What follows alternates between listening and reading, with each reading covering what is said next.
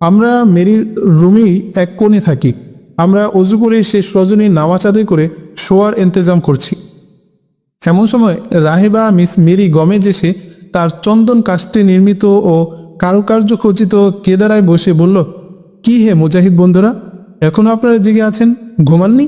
এই তো এখন ঘুমিয়ে পড়ব। আমি আমার সহচরদের নিয়ে এতক্ষণ পর্যন্ত প্রভু যিশুর প্রার্থনা করেছি।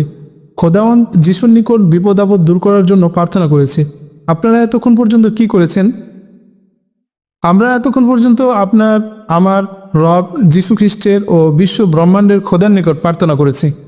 আমার কথা শুনে মনে হলো তার ফুটন্ত গোলাপের স্নিগ্ধ হাসিময় কোমল চান্দন এনে কে যেন এক পোচ কালি মেখে দিয়েছে।